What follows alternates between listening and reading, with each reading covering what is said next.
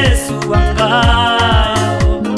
Dalila ko Bwana, takumata mo Bwana, takumurwa mo Bwana, lelo undipate mpata, ndikufuna ndihimbe ine. Ndimuyimbire Yesu wangayo. Iwe Satana suja ukati watana nane, iwe Satana suja ukati watana nane. Umalankula motumba unkati sindizuka, umalankula monyada unkati sindizuka. Komata ndiwone lelo, ndatukanso ndipambu ndikutsotsa. Iwe tandiwone lelo, ndatukanso ndipambu ndikutsotsa. Sono uone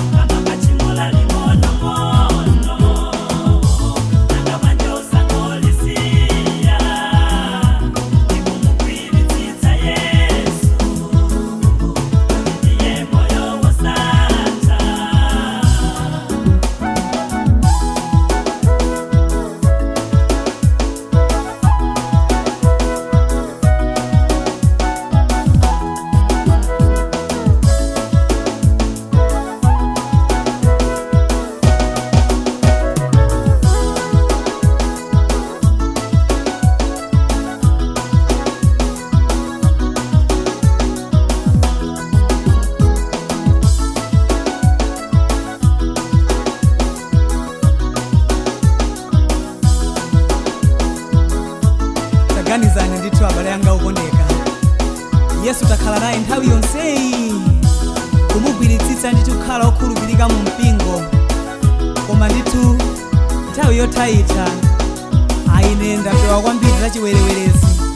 Mwina lero ndingoyesa kodya tampewa nthawi yonseyi, nthawi imene mukuti athingi lero ndingoyesa kupichira Yesu akubwera tsiku lomwero. Tawaganizireni anaphiri anali nayo nthawi yabwino kwambiri, anakhulupirika muchina chilichonse bwana awo ngumanyadira, anapatsa mwayi ndipo anali ndi nthawi yokumbatira china chilichonse chimene anawuza. Galimoto yokumbatira ndithu, koma chifukwa cha ludzu kanthu kakang'onong'ono akuti ndikamwe madzi nkutayika poti akolope abwana akufika apeza ndi chikolopa. Iyayi tichitepo kanthu, tingwiritsitse Yesu basi.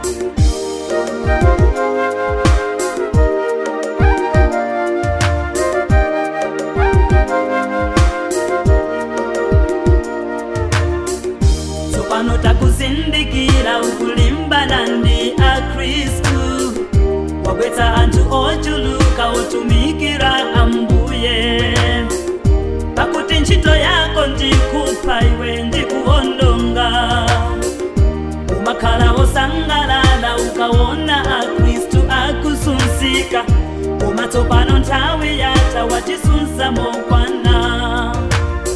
Tatulukira chisisi chako sitidzakupatsa mpata, tavala zida zakumwamba tatenganso mphamvu zina.